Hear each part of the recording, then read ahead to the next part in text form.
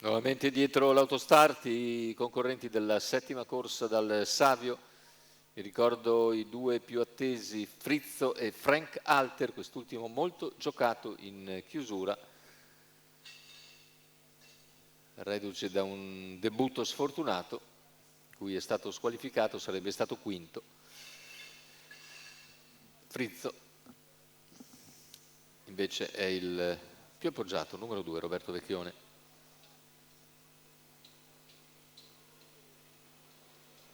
In partenza emerge subito Firebomb TR, sbaglia Frank Alter. Numero In 1 seconda posizione Frank rimane Alter Frizzo, squalificato. all'esterno invece Freeloader Cis, che però non riesce a scurvare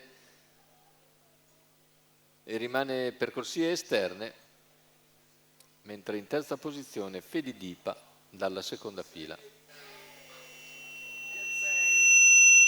Numero 6 Freeloader Cis squalificato. Freeloader Cis, più indietro vediamo Frank Bani. Intanto continua a guidare la gara Firebomb TR, prima uscita per Lorenzo Baldi, che ha completato in 38 i primi 400 di gara. Frizzo rimane un paio di lunghezze, poi in terza posizione sempre Fede Dipa e via via tutti gli altri con i 600 che scorrono via in 46,9.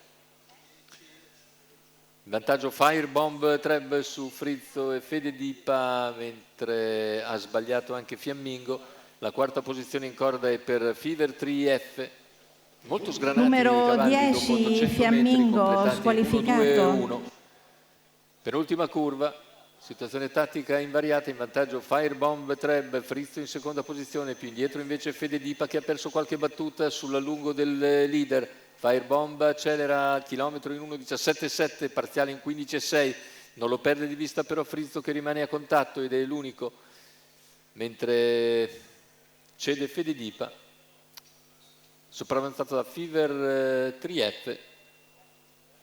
Ultima curva, che affronta il comando Firebomb Treb mentre sposta Frizzo, va al suo esterno a 300 dalla conclusione, guadagna terreno anche Fever 3F.